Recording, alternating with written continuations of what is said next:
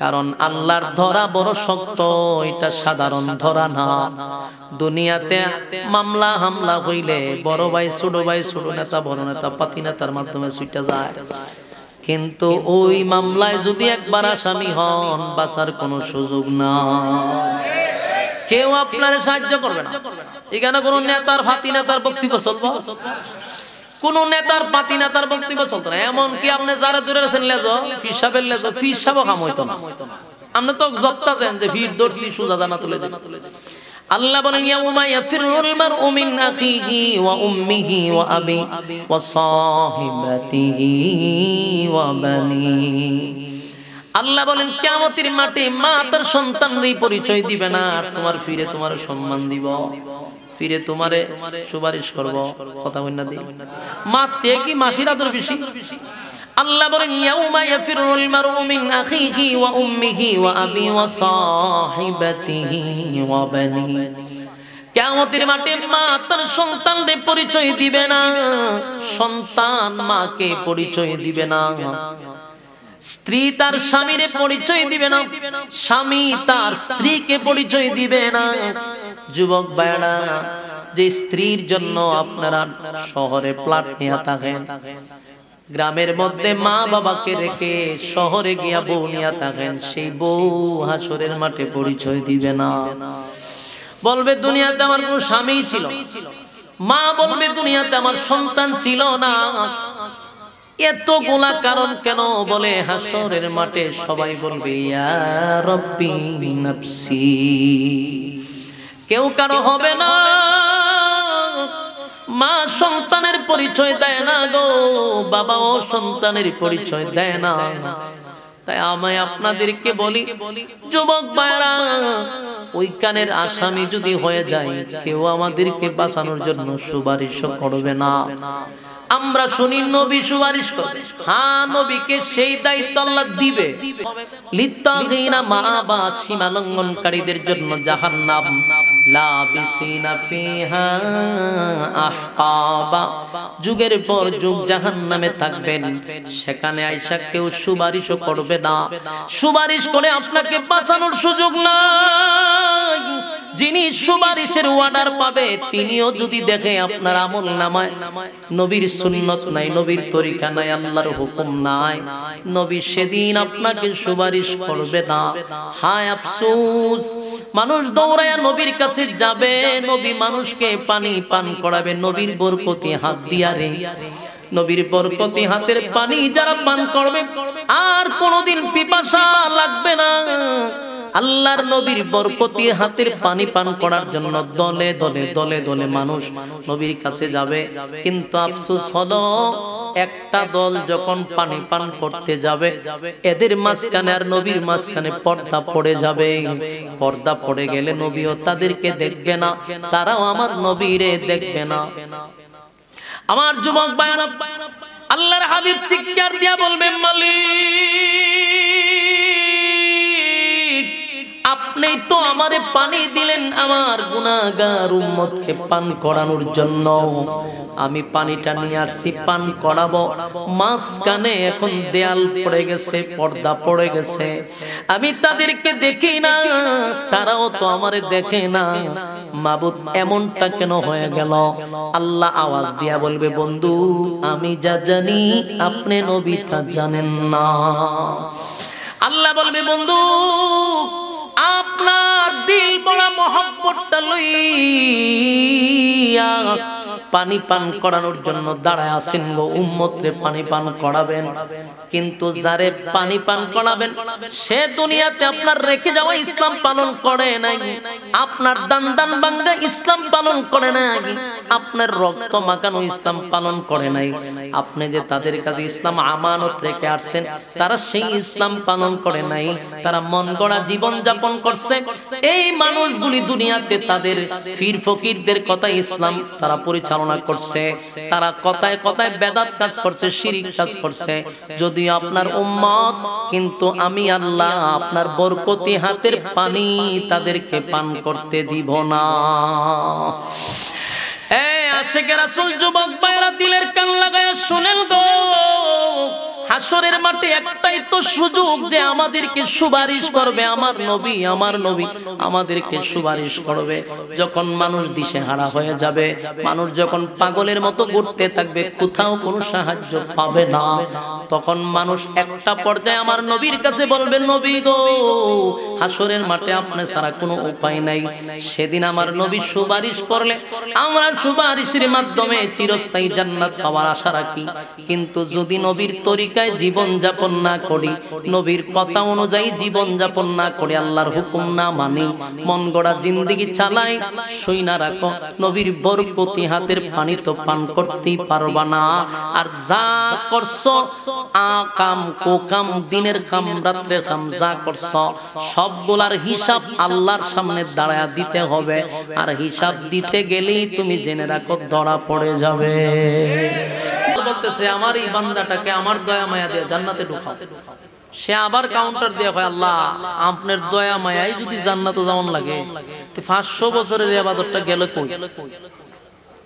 এবার আল্লাহ বলে, এ ফেরেশতারা, আমার বান্দা তার ইবাদতের হিসাব চায়, তার লাইনও দাঁড় করাও। অনলাইনে যে দাঁড়াইছে এটা 50 বছর, কত বছর সুজাবার লাগছে না, দাঁড়া হিসাব দে, এরপরে প্রসেসিং কইরা জান্নাতে ঢুকবি, তো বহুত পরে খারিতাক এখন ভালো হইছে নি। এখন তার হিসাব নিকাশ শুরু হইব। হিসাব তো নিতে নিতে 50,000 বছর তো দাঁড়াইতে এখন লাগবে হাসরের মাঠে, এরপরে নিশা, এর ভিতরে তার শুরু হয়েছে পানির পিপাসা, প্রচন্ড গরম, সূর্য লামে গেছে নিচে, এখন তো তার অস্তিত্ব না, জিব্বা বেরিয়ে গেছে, জিব্বা বাহির হয়ে গেছে, পানির পিপাসায় সে অবস্থা খুব খারাপ। এখন ডাকে, আমার একটু পানির ব্যবস্থা করে। ফেরেশতা একজন আয়া পানি পানি করে চিল্লান, কয় আমার এত পিপাসা লাগছে, কলিজা ফাইটা যেতেছে, আমার একটু পানি দেন। তো ফেরেশতা কয়, পানি তো এখানে এমনে এমনে দেওয়া হয় না, পানি দেওয়া হয় নেকির বদলতে, নেকির বিনিময়ে পানি দেওয়া হয়। কত এক গ্লাস পানি কত? কয় এক গ্লাস পানি হলো 500 বছরের ইবাদত। বুঝছেন নি? তাই নিয়ে ইবাদত করছে কত বছর? হ্যাঁ।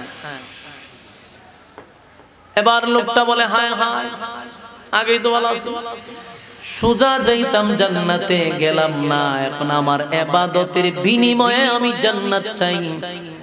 ইবাদত করলাম 500 বছর, ইবাদত করলাম 500 বছর, কিন্তু এখন এক গ্লাস পানির বিনিময় হলো 500 বছরের ইবাদত। তাহলে বাকি জান্নাতের নাজ দিয়া মতো নাই, এক পানি দিয়ে শেষ তানের ইবাদত। এখন বলে বাবু, এটা কোন মুসিবত বললাম? এই বুজুর্গ ব্যক্তি ফেরেশতাদেরকে বলে, আমারে তোমরা আধা গ্লাস পানি দাও, বেশি লাগতো না, আধা গ্লাস দাও, যাতে কলিজাটা আমার ঠান্ডা হয়, আমার জিহ্বা বেরিয়ে গেছে। আধা গ্লাস পানির জন্য ফেরেশতারা বলল, দেওয়া যাবে যদি আমারে 250 বছরের ইবাদত দেন। 250 বছরের ইবাদতের বিনিময়ে আপনি আধা গ্লাস পানি পান করতে পারবেন, এটাই হলো শর্ত। এই লোকের এত পিপাসা যে আমার 250 বছরের ইবাদত দিলাম, আমার পানি দিন। আধা গ্লাস পানি পাইল কত বছরের ইবাদতে? 250 বছরের ইবাদতের বিনিময়ে আধা গ্লাস পানি পান করলো। এবার আধা গ্লাস পানি কি তার পিপাসা নিবারণ হইব? রয়ে গেছে আর হাজার হাজার বছর, শুরু এর হইছে। কিছু সময় যেতে না যেতে আমার চিৎকার শুরু করলো, হায় আফসোস, আমার পিপাসায় কলিজা পেটে যায়, এত পানির পিপাসা লাগবে। আল্লাহর নবী বলেন, হাসরের মাঠে যারা দাঁড়াবে প্রত্যেকটা মানুষের তো পিপাসা লাগবে গো। তাম পৃথিবীর পানি যদি তার গলায় ঢেলে দেওয়া হয়, এরপরও তার পানির পিপাসা নিবারণ হবে না। চিন্তা করেন কি পরিমাণ পিপাসা লাগবে। এই লোকের আধা গ্লাস পানি কি হইল? কিছুক্ষণ পরে আবার বলে, আমারে পানি দাও, পানি দাও, পানি দাও। ফেরেশতারা বলে, এখানে পানি দিতে গেলে আমাকে নেকি দিতে হবে। বলে, আমারে আধা গ্লাস পানি দাও। বলে, আধা গ্লাস পানি 250 বছরের ইবাদত। এই লোক বলে আমার আগে পানি দিয়া কলিজা নিবারণ করো, পানি দিয়া পিপাসা নিবারণ করো। 250 বছরের ইবাদত ছিল বাকি, সেটাও দিয়ে দিছে। তার মানে এক গ্লাস পানি 250 বছর না 500 বছরের ইবাদত। এক গ্লাস পানি 500 বছর তাই এত ইবাদত করছিল, এক গ্লাস পানি দিয়ে শেষ। এখন আর আছে কি তা? শেষ, জিরো। এখন পানির পিপাসা লাগছে, এই পানি তো এক গ্লাস পানি নিবারণ হওয়ার কথা না। সূর্য হইলে আপনার আধা টুকরে এক হাত টুকরে, চিন্তা করেন, মাথার মগজ গলতেছে, এটা তো আপনার পানির পিপাসা নিবারণ হবে না। আবার চিল্লায়, কয় আর দেওয়ান যেত না, নাকি আছে এখন নাই, কত করে থাক। এখন সে আল্লাহর দ্বারা সাহায্য চায়, খান দে। এই বুজুর্গ ব্যক্তি বলে, মালিক আমার ইবাদতের দরকার নাই, আপনার দয়া মায়া দিয়ে আমার জান্নাতটা দেন, আমার ইবাদতের বিনিময়ের প্রয়োজন নাই। সুবহানাল্লাহ। আল্লাহ কয় আমি আগেই কইছিলাম, বহুত অহংকার দেখ, এটা দেখো বাপ দেখাইলে। তুমি 500 বছরের ইবাদত দিয়ে এক গ্লাস পানি কাছে বেচালাইছো, এখন তো তুই জাহান্নামে যাবি। এর তোরে জাহান্নামে যা। ফেরেশতারা কয় ঠাইন্না ঠুন্না লইয়া যা জাহান্নামে, পিছাতে চায়, কয় আল্লাহ আমরা দয়া মায়াটা দিলাম, আমার ইবাদত লাগতো না। আমি বুঝতে পারছি আপনার দয়া মায়া ছাড়া সম্ভব না। তে যা আর পিছাতে চায়, আল্লাহর তো মায়া দেয় বেশি। আল্লাহ খারাপ কর, যা সুজা জান্নাতে যা। সুবহানাল্লাহ। তার মানে ইবাদতের দ্বারা যদি আমরা অহংকার করি যে আমি 5 ওয়াক্ত নামাজ পড়ি, আমি তাহাজ্জুদ পড়ি, আমি মানুষের হক নষ্ট করি না, আসলে আপনি ভালো মানুষ, কিন্তু এই ইবাদতের অহংকার করা যাবে না। কারণ আপনি তো 500 বছর ইবাদত করতে পারেন না। 60 বছর যদি হায়াত পান, 30 বছর যায় আপনার আকাম কুহামে, 40-50 গিয়ে আকামই করে। ও লাস্ট বয়স দাড়ি ভাইকে গেছে গা, চুলো ভাইকে গেছে গা, শরীরও দুর্বল, আর আকাম করার সুযোগ নাই। অহন ইমাম সাহেব লিখা, হুজুর তওবা করেন। কিতা তওবা করতে? কয় আর সুদ খাইতাম না, ঘুষ খাইতাম না, নামাজ ছাড়তাম না, জেনা করতাম না, মহিলাদের দিকে বাঁকা চোখে তাকাইতাম না। যখন সেটা 80 উঠার কথা না, আমার কথা বুঝিন না আপনারা। আমরার দেশে কিন্তু তওবাটা এইভাবেই চলে। এটা তো এক তওবা চলে, আমি এরকম তওবা নিজেও করাইছি, যে ওই বিছনাত পড়ে রইছে, উঠতে পারে না, মরণাপন্ন। এই সময় নিয়ে আমার নিয়ে তওবা করাইছে, ইমামতির টানে গেছি, গিয়া তওবা করাইছি। তওবা করি আর আমি মুসকি আসি, এই হাসির লাগে আমার চাকরি গেছি। সভাপতির দ্বারা বিচার দিছে যে হুজুর দেখতে রাখছেন কম বয়সে, এইসব পোলাপান কি মানছি মসজিদও রাখে। ও কে রে? আমার বাপ মরে মরে এবার মুসকি আসে। সভাপতি ডাকায় আমার নিচে নিয়ে কয়, আপনি তো থাকতেন না। কে রে? কয় আমনে অমুকের বাপ মরে জায়গা, আপনি গেছুন তওবা করে দিতাম না, আসুন বলে কেন গিয়া? আমি ভাই আমি তো এমনি আসি না, আমি তো দেখি আজরাইলে, এই কারণে দেখি আমি আসতেছি। আজরাইলে দেখে মানতে আসেনি, বলে আজরাইলে বইয়া হাত তাপায়, আত্মাত বলতা যে এবার দরবার লাগে। আর এই সময় আমার নিচে তওবা করে। তে আমি যে তওবা করাতে যে 80 উঠার কথা, বেটার তওবা কিতা করানি? ওই যে প্রচলিত তওবা, গামছা একটা দিছে আমার হাতে, দিয়া হুজুর তওবা করেন, আব্বা জাগা। এখন আব্বারে আমি তওবা করাইতাম, দিছে গামছা একটা হাতে। কি কইতাম? ও কই না, জীবনে যাতে সুযোগ না খায়, আর যাতে নামাজ না ছাড়ে, বেগানা নারীর দিকে না তাকায়, মানুষের উপর জুলুম যাতে না করে। আচ্ছা কোন 80 উঠার কথা না, বেটা মরবো, সাকরাত অবস্থা চলতেছে। ওহন বলে আমি কইতাম যার জীবনে অন্য মায়ের দিকে তাকাইতো না, সুদ খাইতো না, ঘুষ খাইতো না, মানুষের উপর জুলুম করতো না। আচ্ছা কোন এটা কি বেটার দ্বারা সম্ভব হয়? তো ইডিয়া আমার দিয়ে কুয়াইতেছে জোর কইরা, আমার এটা আসে। তো আমার চাকরি লিয়া টানাটানি পুরা সবাই কেঁপে গেছিল যে তেরে বিদা করে, আমার বাপ মরে বেটা আসে। আমি আসতাম না, কিতা করতাম কোন? ওহন যে বেটারে কইতাছি আমি, যার জীবনে কোন মহিলাদের দিকে তাকাইতেন না, এ বেটার তো জবান বন্ধ হয়ে গেছে গা, তওবার দরজা বন্ধ হয়ে গেছে। আর আমার নিচে তওবা করাইতাম, কিন্তু হাস্যকর। আর এই তওবা চলতেছে আমাদের গ্রামগঞ্জে, এগুলা কুসংস্কার, এটি তওবা না, এটি তামাশা, এগুলা তামাশা চলতেছে। হারাটা জীবন যে সময়ের জোয়ান কি খান, এই সময়ে ইচ্ছা মতে গুনার পিএইচডি করছে। আর অনেক মইরা জায়গা অন ইমাম সাহেব দৌড়দানি হাব্বা জায়গা তাড়াতাড়ি তওবা করে দেয়, যে কোন সময় হে তওবা কি করতো। তওবা শব্দের অর্থ কি? তামার ফিরে আসা। কোথার থেকে? গুনাহ থেকে। বলুন তওবা শব্দের অর্থ কি? গুনাহ থেকে ফিরে আসা। এই লোক মইরা জায়গা হন, হে ফিরে কইতে গেল। আচ্ছা এটা হাস্যকর না? আমি একটা एग्जांपल বলুন, একটা মানুষ 60-70 হয়ে গেছে, 60-70 বয়সে এই লোকটাকে চাইলে একজনে মারতে পারবো? জুলুম করতে পারবো নি? জুলুম করতে গেলে মার খাইব।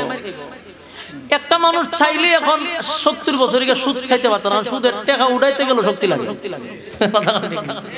যেটি সুদের টাকা উড়া এটি আপনি আমার মতো দুর্বল না।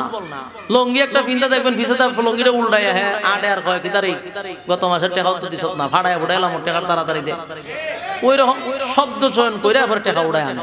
তিটার একটা শক্তি লাগে, হেতে তো উনি খামো করতে পারতো না। এরপরে কয় বেগানা নারীর দিকে আর তাকাইয়েন না। এই বুড়া এখন কই তাকাইব? তাহায় লাভ কিতা? এবারে যদি ছায়াও তাহে কোন মাইয়ার পায়, মাইয়াও মনে করবে যে আমার দাদার বয়সী, দাদা কেড়ে চায় উল্টায় মাইয়ার বালা বুড়া জিগে মাইন্ডও কেউ করতো না। তুই সময় চাইলেও সুবিধা নাই, তুই এখন গিয়া কয় আর চাইতাম না, তুই ছায়া তাক কোনো গুণ হইতো না। কারণ তোর এখন ভোল্টেজ নাই, ছায়া তাক গুণ হইতো না। যেই সময় চাওয়ার কথা নাই সময় জনমের চাওয়া চাইছে, চাইছে তো চাইছই পিএইচডি হইয়া ছাড়ছে, ওই সময় তওবা করছে। তওবা করতে হবে যৌবন কালে। বলুন তওবা করবে কোন সালে? যৌবন কালে তওবা করতে। মানুষের 3টা কাল আছে, শিশুকাল, লাস্ট হইল বৃদ্ধকাল, আর মাঝখানে হইল যৌবন কাল। আল্লাহ বলেন 2 কালের কোনো হিসাব আমি নিব না, ছেড়ে দিব, তুই খালি মাঝখানের হিসাবটা দে আমার। কিন্তু এই মাঝখানের সময়টায় আমরা গুনার পিএইচডি করে বইতে, আর যখন যেই কালের হিসাব নিবে না এই সময় কি আর জীবনে তা করতাম না, তখন করতে তা যা করার তো মাঝখানে করে লইছ, হিসাব তো মাঝখানে নিব, কথা হয় না। আমার যুবক ভাইরা, প্রত্যেকটা মানুষের হিসাব আল্লাহর সামনে দিতে হবে। কুল্লু নাফসিম বিমা কাসাবাত রাহিনা, প্রতিটা মানুষ আল্লাহর সামনে দাঁড়াইয়া হিসাব দিতে হবে। হিসাব না দিয়া সামনে আগানোর কোনো সুযোগ নেই। আর হিসাব আল্লাহ বার্ধক্যের হিসাব নিবে না, শিশুকালের হিসাব নিবে না, হিসাবটা তো নিবে যৌবনকালের, যৌবনকালের হিসাব নিবে। অথচ যৌবনকালটারে আমরা গুনাহ দিয়া সাজায়া রাখছি, যৌবনকালটারে গুনাহ দিয়ে আমরা সাজায়া রাখছি গো।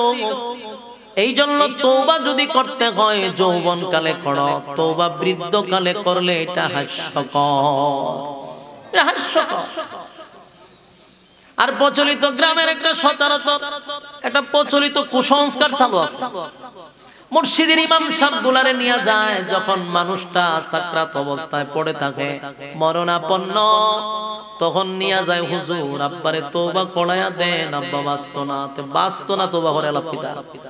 তওবা মানে হলো গুনাহ থেকে ফিরে আসা, ভবিষ্যতে গুনাহ করব না, এই মর্মে আল্লাহর সাথে ওয়াদা করা। এই লোকটা তো মারাই যাবে, এখন আর ওয়াদা কইরা লাভ হইব কি? কথা দিবেন না? বাস্তব না বাস্তব? সে মারা যাবে, এখন তওবা করবে কেন?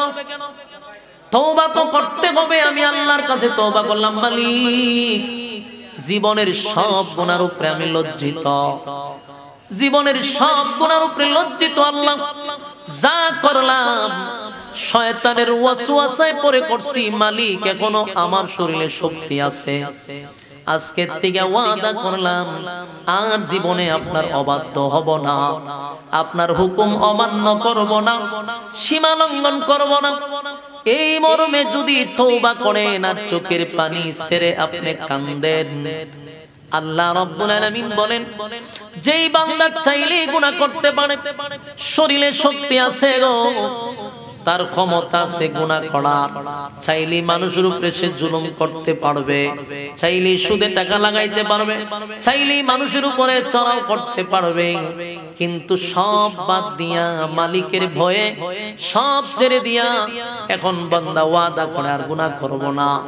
যদি শক্তি সামর্থ্য থাকে গুনাহ করা, সেখান থেকে যদি ফিরে আসে, আল্লাহ বলেন আমার বান্দা জান্নাত দেখে নাই, আমার বান্দা জাহান্নামও দেখে নাই, এরপরও সব গুনার উপরে লজ্জিত হইয়া জাহান্নামের ভয়ে জান্নাতের আশায় বান্দা তওবা করছে রে, আমার বান্দারে আমি মাফ করে দিলাম। জোরে কোন সুবহান। তো সময় তো আছে, আপনি সময় হারাইয়া যদি মালিকের কাছে দরখাস্ত করেন, এটা বড় হাস্যকর। এই জন্য আমার যুবক ভাইদেরকে বলি, এখানে যারা আছেন অধিকাংশ যুবক, এখনো আমার আপনার শরীরে শক্তি আছে, গুনাহ করার মতো শরীরে ক্ষমতা আল্লাহ এখনো দিয়া রাখছে। এই জায়গা থেকে যদি আমরা ফিরে আসি, মালিক বলেন আমি ওই সমস্ত বান্দাদেরকে বেশি পছন্দ করি। যৌবনকালে যদি কেউ ডাক দেয়, আমার আল্লাহ বলেন যৌবনকালে যদি কোনো বান্দা বান্দি একবার ডাক দেয়, আমি 70 বার তার ডাকে জবাব দেই। চিন্তা করেন, একবার যদি কেউ ডাক দেয় 70 বার মালিক জবাব দেয় গো। কিন্তু বার্ধক্যে যখন পৌঁছে যান, তখন যদি কোন আল্লাহর গুনাহ করব না, এটা আসলে দেখলেই শুনলেই হাসি উঠার কথা। তুই যে বলস গুনাহ করবি না, পারবি তুই গুনাহ করতি? হ্যাঁ পারবো নি, তুই কষ্ট করে গুনাহ করতি না। ভাইজলামি আল্লাহর সাথে আর কি, এটা আল্লাহর সাথে তুই ভাইজলামি করা হইতো। তুই পারতি না এক কাজ, তুই কষ্ট করতাম না। হ্যাঁ আমি করতাম না, পারলেন না করতি। যেই সময় পারছো ওই সময় জনমের মতো করছো। এখন শরীরে দেয় না তাই কয় আর করতাম না। আল্লাহ রাব্বুল আলামিন বলেন যদি কোনো বান্দা বান্দি যৌবনকালে আমারে ডাকে আমি সাড়া দেই, আমি সাড়া দেই। আর যৌবনকালে না ডাইকা বার্ধক্যে পৌঁছে গেছে, তখন এর ডাকে 4 পয়সার কোনো কাজে আসে না, কোনো কাজে আসে না। আমার যুবক ভাইরা, এই মাহফিলগুলো প্রতি বছর করা হয়। কেন করানো হয়, কোন কারণে করানো হয়? একটাই উদ্দেশ্য, এলাকাবাসীকে দিন শিখানোর জন্য, দিন বোঝানোর জন্য। ওয়াজ মাহফিলগুলো বাংলাদেশে 64 জেলার 68,000 গ্রাম বাংলায় এখন ওয়াজ মাহফিল হয়। অনেকের ধারণা এই ওয়াজ মাহফিল কেন এত বেশি হয়, এত বেশির দ্বারা কি ফায়দা হয়? আমি বলবো যদি ওয়াজ মাহফিল বাংলাদেশে এত বেশি না হইতো, মানুষ থাকতো না, গরু ছাগল হয়ে যেত। মানুষের মধ্যে মনুষ্যত্ব থাকতো না, গরু ছাগল হয়ে যেত। ওয়াজ মাহফিল গণ গণ হওয়ার কারণে এখনো মানুষ আছে, এখনো বড়দেরকে মানুষ সম্মান করে, আলেমদেরকে ইজ্জত করে। এখনো ধর্মের প্রতি তাদের একটা দুর্বলতা আছে। যদি ওয়াজ মাহফিল ঘন ঘন না হইতো, কোরআন হাদিসের কথা না শুনতো, তাহলে ভারতের মতো গোবর খাইতো আর সেনা খাইতো। ঠিক তেন এটি গরু ছাগল গেছে, ওই গুরু প্রস্রাব করে এটা খায়। কারণ এই ওয়াজ মাহফিল নাই, ব্রেন তো হচ্ছে গেছে, চতুষ্পদ জানোয়ার হয়ে গেছে। এলে গুরুর মুখ খায়, গুরুর গোবর খায়। বাংলাদেশের মানুষ ওয়াজ নসিহত শুনে দীক্ষা, এরা শরবত খায়, এরা সেনা খায় না। ওয়াজের কারণে ফায়দা এতটুকু। এই জন্য ওয়াজ মাহফিল বন্ধ করলে মানুষ থাকবে না, চতুষ্পদ জানোয়ারের মতো হয়ে যাবে। এই জন্য এই কথাগুলি যে আপনারা শুনেন, খালি এক কান দিয়ে শুনলেন আর বাইর করলেন, এইভাবে যদি শুনতে থাকেন আর বাইর করতে থাকেন, মরার আগ পর্যন্ত শুনতে পারবেন না। আপনার কোনো ফায়দা না, আমার কোনো ফায়দা। ফায়দা যদি হয় তাহলে এগুলার উপরে আমল করার দরকার আছে না নাই? আমার যুবক ভাইরা, প্রত্যেকটা মানুষ আল্লাহর সামনে জবাব দিতে হবে, জবাব দিতে হবে। শুরুতেই বলছি, আল্লাহ বলেন আমি প্রত্যেকটা মানুষ থেকে পাই পাই করে হিসাব নিব, হিসাব ছাড়া আমি কাউরে ছেড়ে দিব না। আমি হিসাব নিব, আর যাদের কাছ থেকে আল্লাহ হিসাব নিবে তারা আর সামনে আগাইবার কোনো সুযোগও পাবে না, মালিকের সামনে ধরা পড়ে যাবে। এই জন্য দোয়া করবেন, মালিক যখনই জান্নাত দিবেন গো, আমাদেরকে আপনি বিনা হিসাবে জান্নাত দিবে। আল্লাহর কাছে বেশি বেশি করে বলা, মালিক আমাদেরকে আপনি বিনা হিসাবে জান্নাত দেন, বিনা হিসাবে জান্নাত দেন। আল্লাহ হিসাব দেওয়ার মতো যোগ্যতা রাখি না, হিসাব দেওয়ার মতো ক্ষমতা আমার নাই গো, মালিক আপনি বিনা হিসাবে জান্নাত দেন। আমার যুবক ভাইরা, অসংখ্য মানুষকে আল্লাহ বিনা হিসাবে জান্নাত দিবে। দোয়া করবেন। আপনারা মনোযোগ আছেন? মনোযোগ দিয়ে শুনেন। বলুন, আমাদের ফিরে আসা কোন সময় দরকার? যৌবনকালে, বৃদ্ধকালে ফিরে আসা কি করবেন? এই জন্য আমাদের এই সময়টাকে গুরুত্ব দেওয়া দরকার। মাহফিলে বেশিরভাগ দেখছি যুবকরাই বেশি ভয়। যুবকরাদের আগমন বেশি। আমি যুবকদের উদ্দেশ্যে বলি, প্রতিটা আলেমের দায়িত্ব হলো যুবকদের উপরে। এই জন্য আলেমরাও দেখছি আজ যুবকদেরকে নিয়ে ওয়াজ করে, নসিহত করে। এরা আগামী দিনের ভবিষ্যৎ। এরা যদি ঠিক হয়ে যায়, সমাজে চাঁদাবাজি হবে না, টেন্ডারবাজি হবে না, জুয়া হবে না, দর্শন আর গুম আহাজারি হবে না, যদি এই প্রজন্ম ঠিক হয়। এই জন্য আমাদের ওয়াজ করা দরকার এই যুবকগুলা, এবং ওয়াজে বসা দরকার এরা। আর আমাদের বোঝা দরকার যুবক ভাইরা, যৌবন চিরদিন কিন্তু থাকে না। যৌবনের একটা বাটা আছে না নাই? নদীর যেমন সব সময় জোয়ার থাকে না, নদীরও বাটা আছে, ঠিক যৌবন কাল সব সময় থাকে না, এটারও বাটা হয়। এই যে আমার সামনে আমার পিছনে অনেক মানুষ বসা, যাদের দাড়িগুলা সাদা হয়ে গেছে, বলুন এদের দাড়ি কি আগের থেকে সাদা ছিল না? আপনি আমার মতো কালো ছিল, কিন্তু এখন সাদা হয়ে গেল।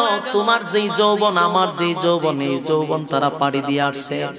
তার মানে একটা সময় আমারও দাড়ি সাদা হয়ে যাবে, চামড়াগুলি আমারও ঢিল হবে, তাদের মতো আমার চোখের জ্যোতি কমে যাবে। আমিও একা একা চলতে পারবো না, হাতে একটা লাঠি লাগবে, আমারও শরীরটা দুর্বল হয়ে যাবে। কথায় কথায় আমারও মেজাজ গরম হবে, কারণ মেজাজ কিটকিটা হয়ে যায় বয়স যখন বাড়ি হয়ে যায়। আমার যুবক ভাইরা, আমার বার্ধক্যে পৌঁছার আগে যৌবনকে নিয়ামত মনে করা, এই নিয়ামত আমরা পাইছি। এই সময়টা যদি মালিকরে না দেই, একটা সময় যখন নিজের অপরাধ বুঝতে পারবেন, একটা সময় আপনি নিজেই বুঝতে পারবেন, হায় আফসোস আমি যে গুনাহ করছি, যে অন্যায় করছি, এটার তো মাফ হয় না। তখন আফসোস করেও লাভ হবে না, কারণ যৌবন পাড়ি দিয়া চলে আসছেন। এমন সময় কানতি মিনতি করবেন, মালিক জীবনের সব গুনার উপরে লজ্জিত, কিন্তু লাভ হবে না। চাইলেই তো গুনাহ করার ক্ষমতা আপনার নাই, তাহলে বেহুদাই কথা বইলেও কোনো লাভ নাই যে গুনাহ করব না। এই কথা বলা মানে হলো ইত্রামি আর ফাজলামি। যদি যৌবন কালে কেউ কয় গুনাহ করব না, এটা যুক্তিক। বৃদ্ধকালে যদি কয় গুনাহ করব না, এটা অযৌক্তিক কথা হয় না। তাই যৌবন কালকে গুরুত্ব দেওয়া দরকার আছে না নাই? যৌবন কালকে গুরুত্ব দেন। এই যৌবন যদি একবার চলে যায়, ফিরা আপনি আবার যুবক হইতে পারবেন না, আপনাকে আর ফিরাইয়া দেওয়া হবে না। তাই যুবক ভাইরা, এই পৃথিবীতে বহু যুবকরে ওয়াজ করা হয়, মসজিদের মিম্বরে ওয়াজ চলে, ওয়াজ মাহফিলে প্রতিদিন ওয়াজ নসিহত চলতেছে। এত ওয়াজ, এত নসিহত, এরপর মানুষ সোজা হয় না, মানুষ তেরামি করে, গাউরামি করে। সোজা হওয়া দরকার আছে না নাই? কিন্তু সোজা হয় মরার পরে। কোন সময় হয়? মরছতে সোজা হইতে কা, মরার পরে সোজা হইয়া কোনো লাভ নাই, সোজা হতে হবে মরার আগে। ঠিক নেই? আমি প্রায় সময় একটা গল্প করি, মরার আগে সোজা হইয়া যদি যাই, তাহলে মরার পরে সোজা মন লাগতো। আর যদি মরার আগে সোজা না হও, মরার পরে ঠিকই তোমার সোজা করে দিবে। সাভার ব্যাঙের বন্ধুত্ব ছিল, বন্ধুত্ব থাকা অবস্থায় সাপে একদিন ব্যাঙ রেলিয়া গল্প বসছে, ওইসব দুস্থ সব ভাল লাগে, তার সব বালা, সব ভালো লাগে, কিন্তু তুই যে লেখা বেখা হইয়া বেখা তেরা হইয়া আটস, এটা না আটলে হয় না। বন্ধু মহলে তোর লিয়ে আমরা লজ্জিত হই, তোর শরীর সুজা, তুই সুজা আটবি, তুই কে রীতিতা কর, এটা তোরে খুব বেশি লাগে। সাপের মেজাজটা গেছে গরম, যে এতগুলা আমার বন্ধু বান্ধবের সামনে তুই আমার ইনসাল্ট করলি। খুব রাগ উঠছে, রাগ উঠছে বড়, সাপে ফাত করে চাইছে ব্যাঙে ধরতে, ব্যাঙে কি করছে, লাভ মেরে গেছে কুফের ভিতরে। কুফের ভিতরে তার বিষাক্ত সাপ নামতে পারে না, কারণ বিষ আছে পানিতে নামে। কুফের উপর থেকে ব্যাঙরে শাসাইতেছে, নেক্সট টাইমে যদি আমার শরীর নিয়ে কোনো কথা বলবি, তোরা সাইজ করে নাম। ব্যাঙে জানে হে নিচে নামতে পারতো না, তাই গান থেকে খারুইয়া সাপরে আরো চেতানি শুরু করছে। হ্যাঁ বেকার ঘরের বেকার, হ্যাঁ বেকার ঘরের, তোর কি খারাপ কথা বুঝছি? হ্যাঁ তোর কি খারাপ বুদ্ধি দিছি? তোরে বলছি সুজা হইয়া, তোর শরীর আল্লাহ দিছে সুজা, তুই সুজা হইয়া তুই কে রীতিতা কর। সাপের আরো মেজাজ গরম হয়েছে, আর ব্যাঙও জানে তুই মেজাজ গরম নিছিলাম তো না। তাই ব্যাঙেও এরকম উসলানি শুরু করছে, আরে বেখা এখনো বালা আছে, সুজ হয়ে চল, নাইলে কিন্তু একদিন সুজ হয়ে যাবে। সাপ গুছায় ফাত ফাত ফাত ফাত করতেছে, দীর্ঘক্ষণ সময় সাপ আর ব্যাঙের ঝগড়া। ফাত ফাত যখন করতেছে ব্যাঙে চুপ করে বসে রয়েছে, যে আজকাল লক্ষণ খারাপ, উঠ উঠলে আমার সাইজ করে। আর সাপের কত তুই খালি উঠ, এরপরে তোরা সাইজ করবো। তো ফাতপাতের কারণে এই রাস্তা দিয়ে একজন গুরুর রাখাল যাইতেছে, হের হাতে আছে একটা লাঠি। হে যখন শুনতেছে সাপের ফাত ফাত আওয়াজ, তখন এবার এই আওয়াজটা করে পুরানো গুরু ভালায়া সাপ তুখানি শুরু করছে। সাপ তুখায় গিয়া দেহে ওই কূপের কাছে সাপ ওইভাবে ব্যাঙের সাথে লেগে দিছে, ব্যাঙে ধরার জন্য। রাখাল মানুষ তো হাতে আছে লাঠি, একটা বাড়ি মারছে গার হাতারে, একবারই সাপ তিনটা নাচ দিছে। আবার শুরু করছে শরীর ফিডানি, ফিডাইয়া জাগা তেনে শেষ করে শেষ। এখন ওই রাখালের লেজ দুইটা টাইনা লেঙ্গুরো দুইটা দুইটা নিচে মাঝ রাস্তা দিয়ে করে সোজা করে তোরাচ্ছে, একের তীরের মতো সোজা করে তুই হ্যাঁ গরু লেগে গেছে। সারাদিন ব্যাঙ্গে লাফাইতেছে, কিরে বন্ধুর তো কোনো রেসপন্স পাইতেছি না। ঘটনা অনেকক্ষণ সময় অপেক্ষা করার পরে ব্যাং ওখান থেকে লাভ দিয়ে উঠটা দেহে আশেপাশে সাপ নাই। চিন্তা হলো গেল, সামনে আগাইতে গাইতে গিয়ে দেহে সাপ তো সোজা। কয় না তাহলে আমার ওয়াজ তোর কাজ করছে দোস্ত, এডিট তুই কইছিস। কিন্তু এজন লারা দেহে লড়ে না, 3বার 4বার লারা দিছে, সাপ তো লড়ে না। অন ব্যাঙে বুঝতে পারছে তাই সোজা হয়েছে মরার পরে।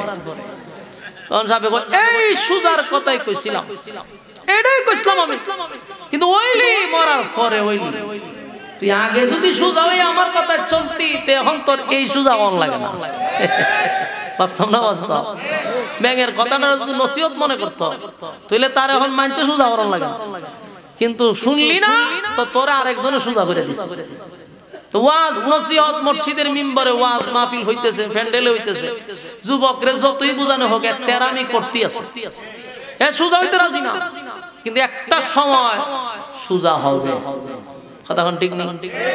তখন আফসোস করবো যে সোজা তো হইলাম মরার পর।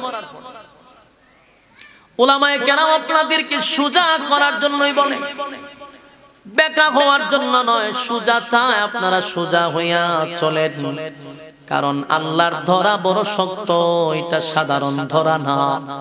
দুনিয়াতে মামলা হামলা হইলে বড় ভাই ছোট ভাই, ছোট নেতা বড় নেতা, পাতি নেতার মাধ্যমে ছুটে যায়।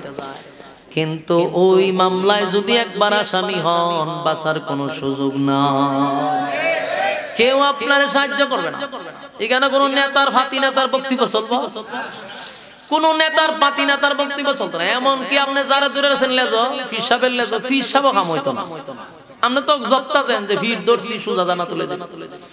আল্লাহ বলেন ইয়াউমা ইয়াফিরুল মারউ মিন আখিহি ওয়া উম্মিহি ওয়া আবি ওয়া সাহিবাতিহি ওয়া বানি। আল্লাহ বলেন কিয়ামতের মাঠে মা তার সন্তানরই পরিচয় দিবে না, আর তোমার ফিরে তোমার সম্মান দিব, ফিরে তোমারে সুপারিশ করব। কথা বল না দি মা তে কি মাসির আদর বেশি? আল্লাহ বলেন ইয়াউমা ইয়াফিরুল মারউ মিন আখিহি ওয়া উম্মিহি ওয়া আবি ওয়া সাহিবাতিহি ওয়া বানি। কিয়ামতের মাঠে মা তার সন্তানদের পরিচয় দিবে না, সন্তান মাকে পরিচয় দিবে না, স্ত্রী তার স্বামীর পরিচয় দিবে না, স্বামী তার স্ত্রীকে পরিচয় দিবে না। যুবক ভাইরা, যে স্ত্রীর জন্য আপনারা শহরে প্লাট নিয়ে থাকেন, গ্রামের মধ্যে মা বাবাকে রেখে শহরে গিয়া বউ নিয়ে থাকেন, সেই বউ হাসরের মাঠে পরিচয় দিবে না। বলবে দুনিয়াতে আমার কোনো স্বামী ছিল, মা বলবে দুনিয়াতে আমার সন্তান ছিল না।